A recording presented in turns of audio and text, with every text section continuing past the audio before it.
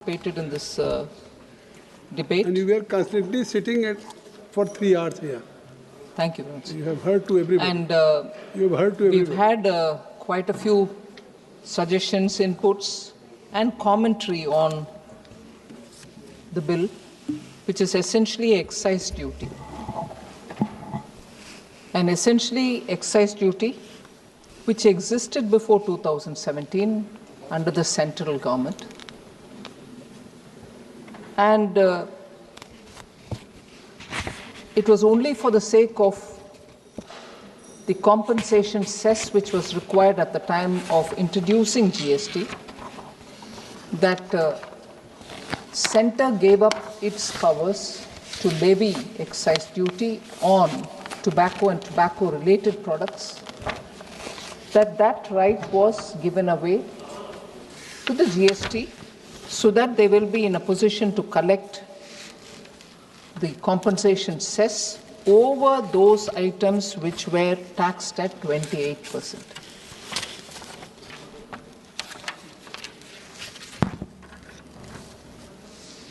So that compensation cess was collected between 2017 till 2022, which is what I said at the time when I opened the debate in my opening remarks. Now, therefore, the compensation cess which was collected till 2022 went in the hands of the states. It was given off to the states. And by law, at that time when GST was introduced, compensation cess was to be collected for 5 full years, and it came to an end in 2022. But after 2022, it is still being collected because after proper legal consultation, the GST Council took a call that during the COVID years, we couldn't collect the revenue required and couldn't collect particularly the compensation cess which is levied on items which were at 28% rate. We couldn't compensate the states, which was a promise given under the GST. So, taking legal opinion, it was extended to such a period. Of course, the outer limit was fixed for March 2026, but it was extended to such a period till when it had to be collected for returning the loan which was taken for paying the states. So essentially here, what was there before 2017, what was conceded by the Centre for the State of Centre for the GST Council to collect the compensation cess, at the end of compensation cess is being naturally reverted to the Centre. This is not a new law. This is not an additional tax. This is not something which the Centre is taking away. There was quite a lot of observation made by several honourable members that it is a cess. This is not a cess. This is excise duty. It existed before GST. It's come back to the Centre because Centre gave it away at that time for collecting compensation cess. Now it's reverting back to the Centre, and I will get into the details when I answer some particular members' questions. It is coming back to the Centre to be collected as excise duty, which will go to the divisible pool. It is going to be redistributed again at the 41%, which has to go to the states. So this is not a cess. When a cess comes, I'll stand up to say that is cess. This is not. And I found quite a few honourable members talking about, oh, this is a cess, Centre is bringing it, it's going to take the revenue. No, please. I will stand up when I have a cess to talk about. But this is not the one. Sir, I just want to highlight the basic excise duty. Even after the introduction of GST, because that head of account was being maintained, was brought to the minimum most level, and then now it's going back. Even during GST, when that minimum most level of excise was being collected, we collected only a token amount, which was 5 rupees for 1,000 sticks. And for most cigarette categories, it was 10 rupees per 1,000 sticks. Size variant are taken as consideration. In practical term, it meant that the excise component per stick was a fraction of 1 paisa. So we kept that nominal collection only all the while, even as the GST was collecting on cigarettes as compensation cess. By comparison, sir, pre-GST excise duty rates ranged from 1,585 to 2,850 rupees per 100 sticks for non-filter cigarettes, and 1,585 to 4,170 per 100 sticks if they were filtered. So the point that I'm highlighting here is, during GST, it was just nominally kept, the account was kept alive, but collection was 5 rupees on 1,000 sticks, whereas prior to introduction of GST, it was 1,585 to 2,850 per 100 sticks, not even 1,000. So, pre-GST rates were far higher and excise duty, and post-GST, because they were collecting as compensation cess, here it was nominally kept at 100 sticks for 1,500. But even after the GST had come in, compensation cess rates remained unchanged from July 2017 to 2024. So I want to highlight the fact that even when compensation cess was introduced on these items, the rate remained the same from 2017 till 2024.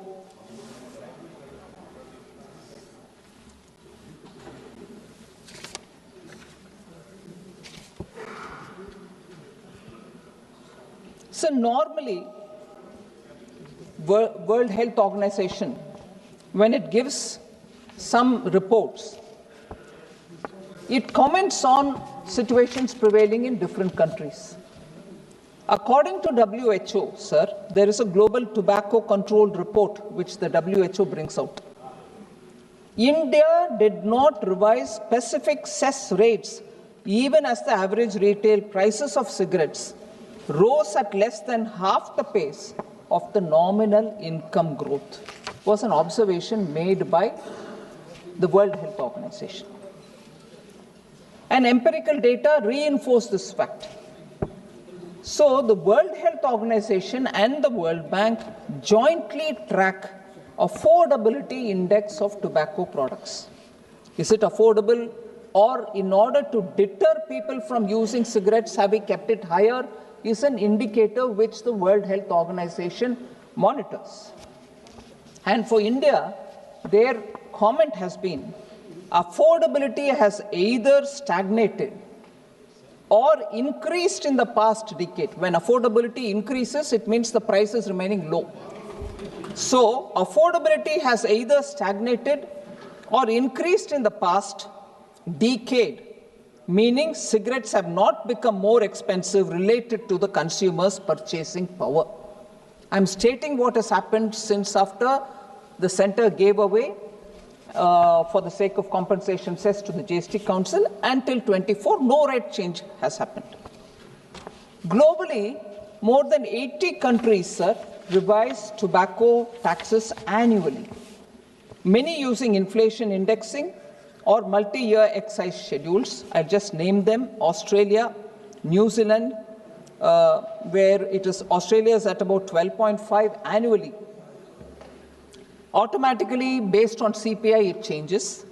New Zealand, 10%, Philippines, Turkey, South Africa have also constantly linked it with inflation. EU member states do it, maintain a minimum excise burden of 60% of weighted average price. Some may exceed and reach to 70, 75 also. So even in India, prior to GST rates, annually, rates on tobacco had been increased. So it's primarily health-related concern with which it had to be a deterrent. The price or the tax had to be a deterrent so that people don't get into that habit. But after the sunset of compensation cess, as I said, we are bringing back the excise duty which existed prior to GST. Now, certainly we don't want cigarettes to become affordable. So this is the sum and substance of this particular excise duty. India's total tax incidence on cigarettes is approximately 53%. 53% of the retail price, which is substantially lower than the World Health Organization, which is, I've just mentioned all that earlier. And the World Health Organization benchmark is at 75%. I've already mentioned that some states, some countries do charge more. United Kingdom, Australia are well over 80 to 85%.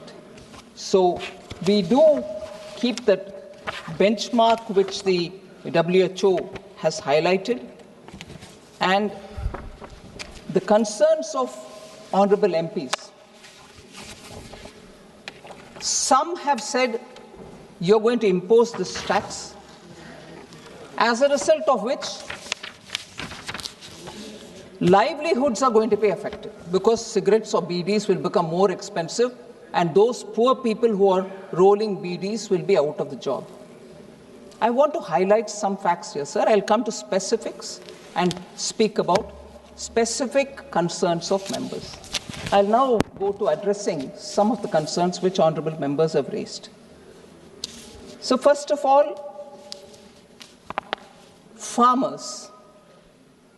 Tobacco growing farmers will have to be weaned away from growing tobacco into doing other alternative crops. There has been efforts earlier. Efforts continue under Prime Minister Modi's government.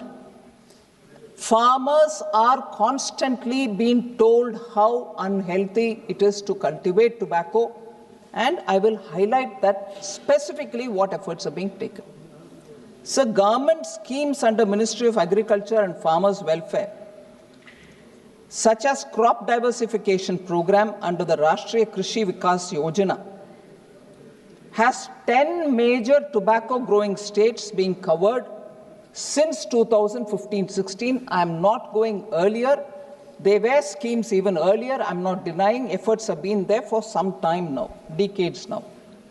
Farmers are encouraged to shift to alternative crops. Which are those 10 states? Andhra Pradesh, Bihar, Gujarat, Karnataka, Maharashtra, Odisha, Tamil Nadu, Telangana, Uttar Pradesh and West Bengal. What's the progress of these crop diversification efforts?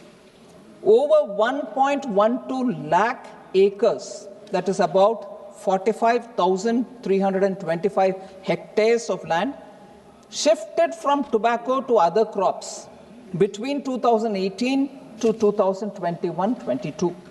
What are the alternatives, sir?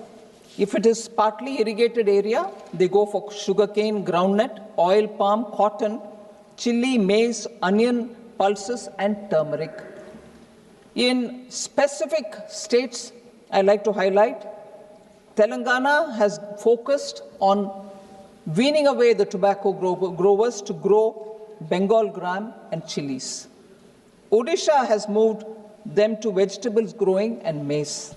Karnataka has moved from tobacco to soya bean and sugarcane. So there are efforts at crop diversification. So I must thank Dr. Kalanidhi Veeraswamy because he, as a doctor, has actually said how injurious it is to the health of the smokers and they shouldn't really be doing it. I appreciate him for sharing his professional धन्यवाद तो दो, thank you तो. experience. अरे thank you बोलना मना है. I didn't know he was a smoker. So sir, सब लोग बोल रहे हैं कि उनको भी कह दो कि वो स्मोक ना करें। मुझे पहले से मालूम नहीं था कि वो स्मोक करते हैं, मगर अगर करते हैं ज़रूर उनका ही जो गुड विशेस और एडवाइस था बाकी सब के लिए, वो अपना पालन करेंगे, ऐसे मेरी उम्मीद है। आप संसद सदस्यों को Sir, so this exercise, as I said earlier, is not a cess. It's a duty. It goes into divisible pool. Dr. Kalanidhi did speak about it. I want to say this collection will go into the divisible pool, and therefore the 41% will be reaching the states. Although there is one or two points on which I have thanked and appreciated his concern, sir. There's one point on which I want to correct Dr. Kalanidhi. Raise devolution to 50%. इसको तमिल में जवाब दे दो आप एक बार। तमिल में दूं sir? Sir आपके आदेश को पालन करना ही पड़ेगा सर। सर மாநிலங்களுக்கு கொடுக்கக்கூடிய நிதி 50% உயர்த்த வேண்டும் என்று கோரிக்கை வைக்கப்பட்டது. அந்த கோரிக்கை ஃபினான்ஸ் கமிஷனுக்கு வைக்கப்பட வேண்டிய கோரிக்கை எங்க கிட்ட வைக்க கூடாது. So first of all I want to say that request which Dr. Kalanidhi said states should get 50% of all the devolvable taxable amount is something which the finance commission will have to address, and I'm sure he and his government would have said. अभी क्या है, संसद के अंदर ये व्यवस्था की है कि कोई भी भाषा बोलने के बाद सिमिल्टेनियसली अनुवाद हो जाता है। इसलिए दिक्कत नहीं। आप पहले क्या है, वो ऑलरेडी जेनरसली बोल रहे हैं, मैं अंग्रेजी समझता हूँ इसीलिए you don't have to speak in Tamil, मगर ये मौका मुझे तमिल में भाषण देने का भी मिलता है, इसीलिए I want to speak. Sir I also want to say sir, other than what the finance commission has said to devolve, actually Prime Minister Modi, because he's been a chief minister, he understands the states and their difficulties. After COVID, had asked us to create a capital fund which can be given to the states as good as a grant, but it is called a loan, 50 years interest-free, and all states have utilized it. I want to say the total amount as things stand, from 2020 till today, 4.24 lakh crores have gone to the states, interest-free 50-year loan. Finance Commission didn't ask us to do that. We have done that. So we'll keep the state's interests in mind, sir, and no state gets lesser than what the Finance Commission has ordered us to give them. That also should be on the record. Again, sir, I can't see him here. I'd like to thank Honorable Member Lavu Sri Krishna Devarailu for recognizing the fact that compensation cess regime is come to an end, and therefore this has to move as excise to the center, and that will get devolved to the states. I actually appreciate him for having clearly laid that out, and it will only support the states and their finances. So there was also the same question of, are you helping the farmers? Are you actually doing concrete things, one to help the farmers, another to really contain purchase of tobacco and tobacco-related products? So there has been a law since 2003, and that actually prohibits tobacco products from being sold to people who are under 18 years of age in 100-yard circumference of any school or any educational institution. But of course, it has to be implemented even more rigorously, because there's a lot of violation and people are complaining about it. I'm sure the health ministry will be talking to states about it, sir. And there are a lot of advertisements. I'm not getting into that detail. So particularly on Bidi, Sri Kathir Anand has raised a lot of questions. I'll start with the most important question. You're here. Sir, Honorable Member Kathir Anand said you can't impose on Bidi, makers and so on. First, bluntly and upright, I want to say here, there is no change in the tax incidence on Bidi. In fact, GST doesn't provide for items, so 28% was where most of these demerit goods were, on which we put a cess. Now 28% itself has gone away from the consideration in GST. So every item had to move from 28. If it is a demerit good, it had to go to 40. At the time when the GST Council discussed it, consciously BD was not taken to 40 because it would have really hurt. Although health consideration warrants it also to be in 40. But from 28, it went to 18. A lot of people questioned us saying, hey, what is this? You've reduced the tax on BD. No, we have not reduced. Yes, there I couldn't have taken it to 40 because it would have taken it to higher than what it was earlier. We have taken it to 80. And now when we are bringing it to the excise regime, it will be taxed similar to what it was earlier and not 1 paisa more. So, बहुत सारे Samajwadi party के नेतागण भी उसके ऊपर बात किए कि बीडी वर्कर्स के ऊपर आप टैक्स लगा रहे हो, उनको उनका रोजाना रोजगार क्या होगा, उनके रोजगार के ऊपर कोई असर नहीं पड़ेगा क्योंकि रेट वैसे की वैसे ही है, रेट में कुछ बदलाव नहीं है। अब का रिजीम जो है उसमें जैसे मैंने बताया 28% टैक्स था, उसके ऊपर एनसीसीडी लगाता था, हैंडमेड चार्ज था 1 रुपी हर एक 1000 बीडी के ऊपर, और मशीन मेड है तो 2 रुपया 1000 बीडी यूनिट के ऊपर, और उसके ऊपर बेसिक एक्साइज ड्यूटी जो मैंने बताया नॉमिनल 5 पैसा था, 5 पैसा 1000 बीडी के ऊपर, और अगर मशीन मेड हो तो 10 पैसा 1000 बीडियों के ऊपर। ये है अभी जो प्रिवेलेंट स्कीम है।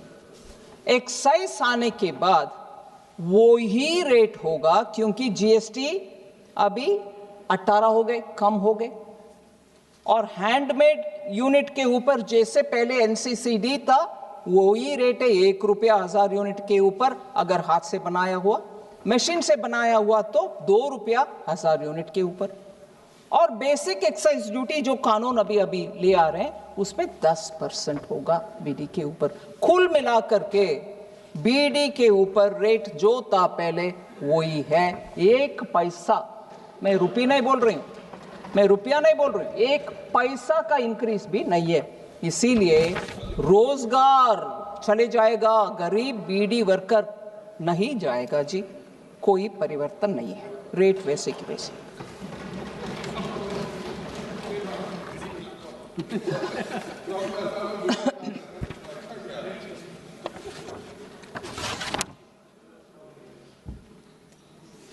सर, और खतीरानंद जी ये भी कहा कि कानून ले आ रहे हो मगर रूल के, रेगुलेशन के, नोटिफिकेशन के द्वारा रेट बदलते जाता है। नहीं बदलना, मतलब बदलना असंभव है, पार्लियामेंट को छोड़कर में रेट बाहर से बदलना नामुमकिन की बात है। बिना अप्रूवल ऑफ पार्लियामेंट 1 पैसा भी बदलना मुश्किल है, कर भी नहीं सकते कानून है। सो वो होता नहीं है, ऐसे அப்படியெல்லாம் நடக்காதுங்க। இங்க இந்த பார்லிமெண்ட்ல அனுமதி இல்லாம 1 பைசா கூட இன்க்ரீஸ் பண்ண முடியாது, அது ரூல்ஸ் மூலம், நோட்டிஃபிகேஷன் மூலமோ நடக்காது।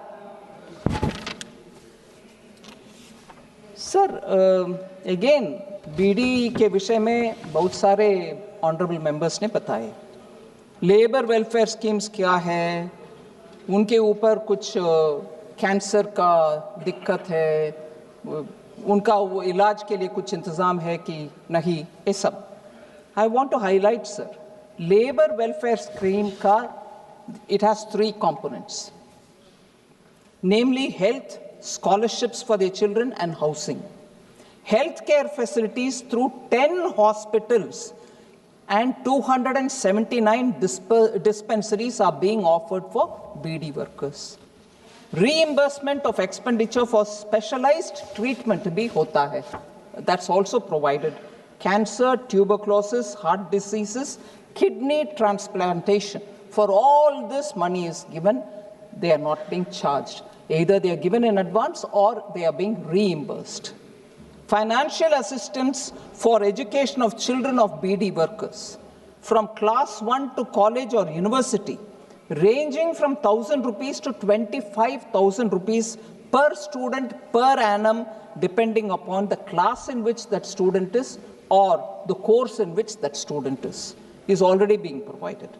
Then subsidy of 1.5 lakh rupees per beneficiary for construction of Pakka house is being given under revised integrated housing scheme from 2016.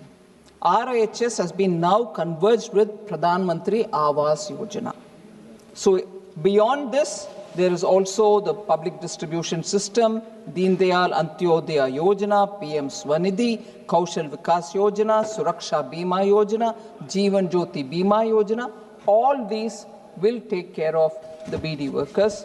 I can't see senior member Ramashankar Rajbhar ji Samajwadi party वो भी बहुत इमोशनली इस विषय के ऊपर बात किए.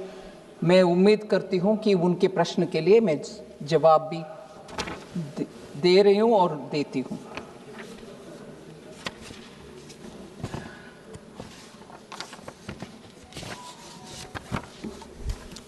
So Honorable Member Supriya Sule ji, she had raised this very important question in general about the excise, for which I think in the name of other members I've given an answer.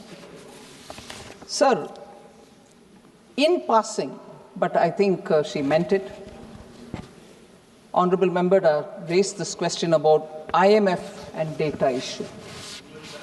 I would want to use this opportunity to explain that that debate was very ill-informed.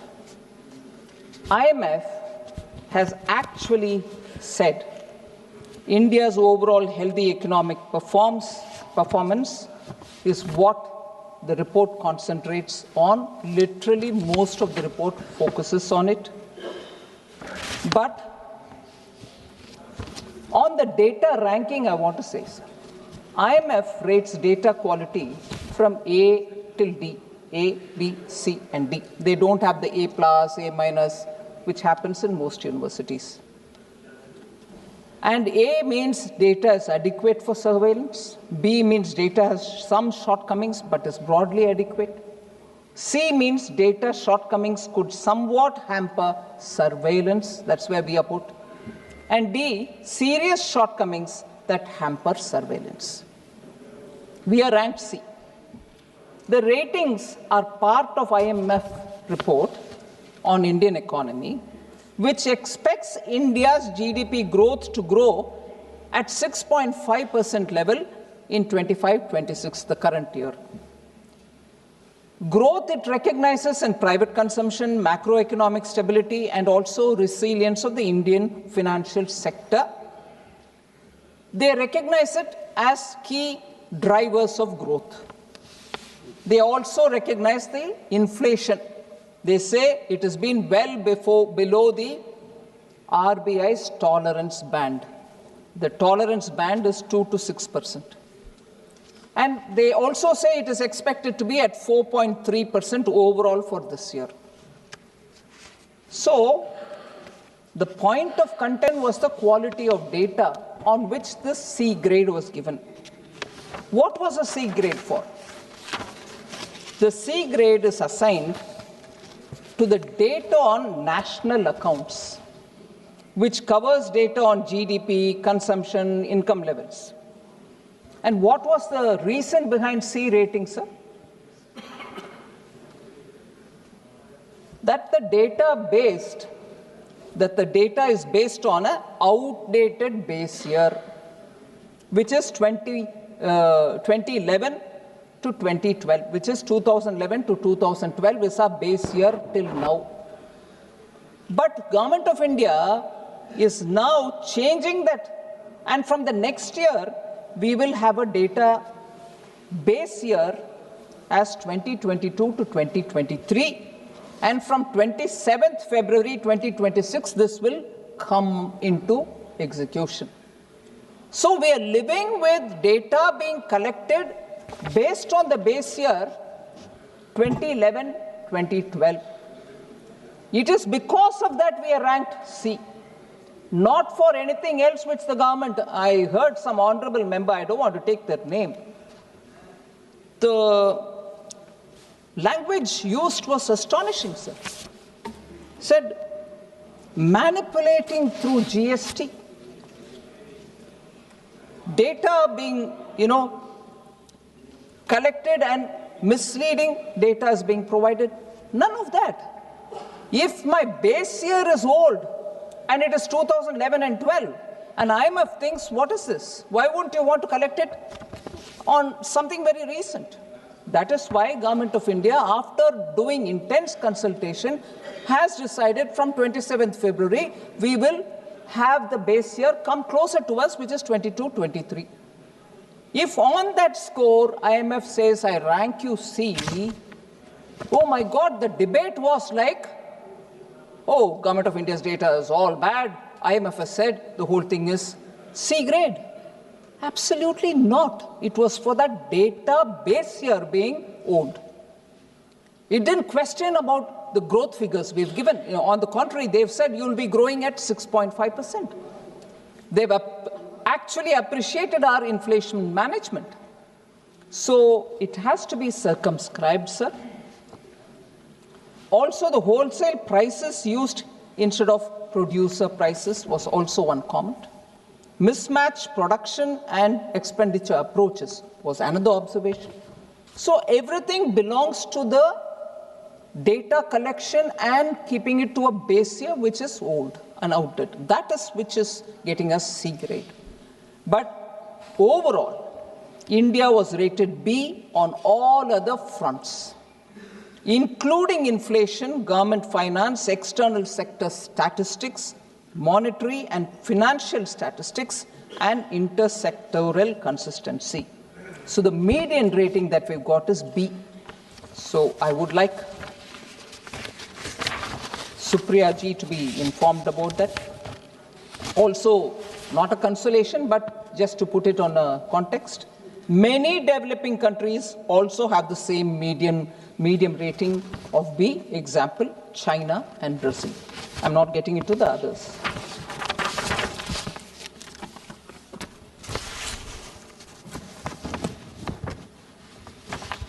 So I can't find the member here, so I wouldn't want to name him, but I will say,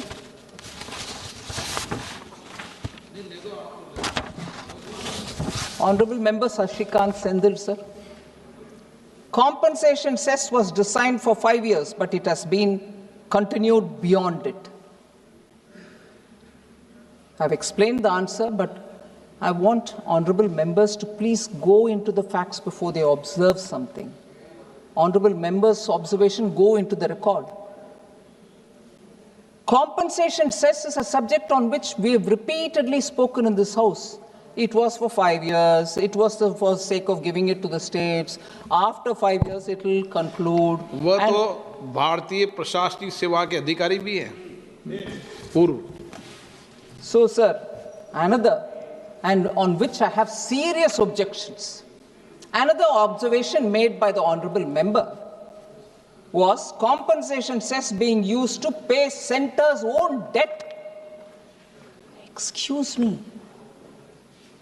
Compensation cess was collected with the authority of the GST Council to pay the loan that was taken, to give a back-to-back arrangement for the state governments, for revenues that couldn't be collected during COVID.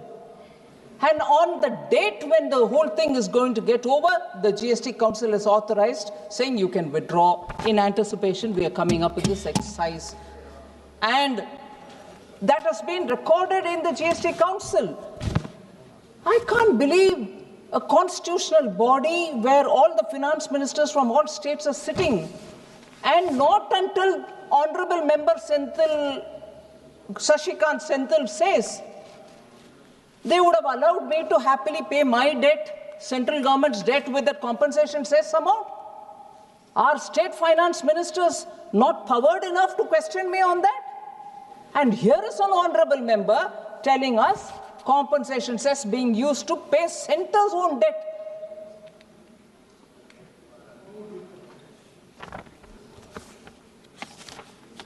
I don't know how to respond, sir. Tamil में This is greatly misleading the Tamil में House. बता दो जो वहाँ संदेश चल जाएगा. Should I, sir? Tamil में बताओ जो संदेश चल जाएगा. Thank you very much, sir. மதிப்பிற்குரிய உறுப்பினர் சசிகாந்த் செந்தில் அவர்கள் காம்பன்சேஷன் செஸ் மூலமாக வரும் வருவாயை மத்திய அரசு, அது தமிழ்நாட்டில் ஒன்றிய அரசு, மத்திய அரசு தன்னுடைய கடனை தீர்ப்பதற்காக உபயோகிக்கிறது என்று சொன்னார். பார்லிமெண்ட் லாங்குவேஜில் அது ஒப்புதல் இருக்குமோ இல்லையோ, அப்பட்டமான பொய். அதான் அதுக்கு முன்னாடி நான் சொல்லிட்டேன், நீங்க சொல்றது முன்னாடி அது பார்லிமெண்ட்ல ஒப்புதல் இருக்குமோ இல்லையோ, இல்லைன்னா அதுக்கு மாத்திக்க வேற லாங்குவேஜ் போட்டுக்காங்க. பொய் அது. நான் திருப்பி சொல்றேன் சார், आप चाहिए तो उसको हटा दीजिए, अनपार्लियामेंट्री है तो. ஆனா அது பொய் இல்ல.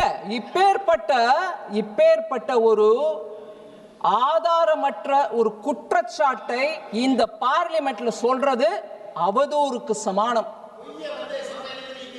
நீங்க நிக்கங்க வேணாங்கள, நான் திருப்பி சொல்வேன் sir. If it is unparliamentary, you may please remove, sir. You are the honorable speaker. मगर I will say it, क्योंकि ये मुझे लग रहा है जैसे वो आरोप मेरे ऊपर डाल दिया बेबुनियाद.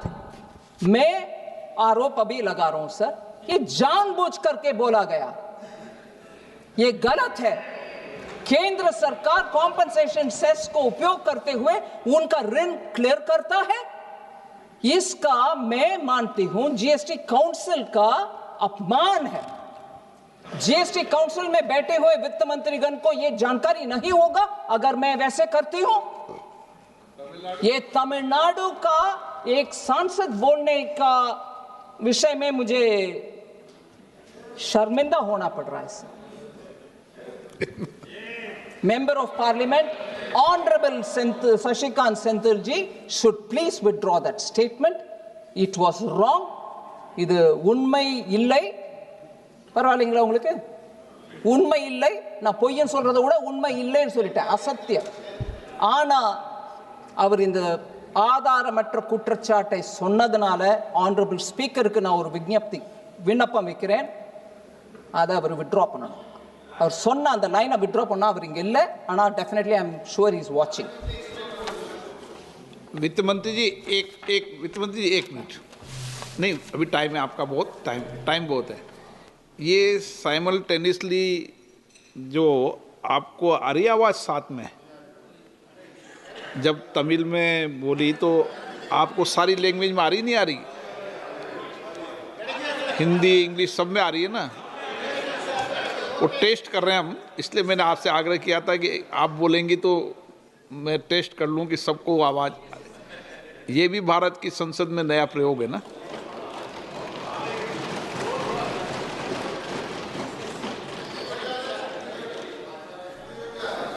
धन्यवाद sir.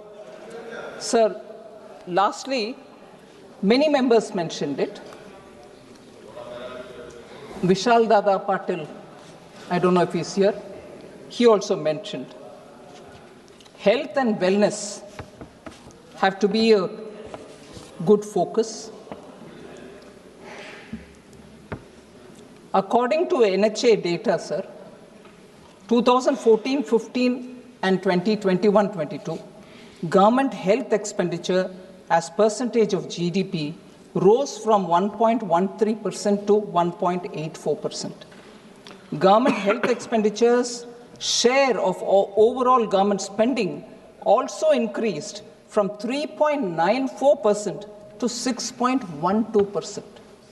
So between 2014 to 2022, per capita health spending tripled from 1,108 to 3,169 per capita expenditure, sir. You also are aware, Ayushman Bharat. ಹೆಚ್ಚಿನ ವಿಡಿಯೋಗಳಿಗೆ ಪ್ರತಿಧ್ವನಿ ಯೂಟ್ಯೂಬ್ ಚಾನೆಲ್ ಸಬ್ಸ್ಕ್ರೈಬ್ ಮಾಡಿ, ಬೆಲ್ ಐಕಾನ್ ಕ್ಲಿಕ್ ಮಾಡಿ.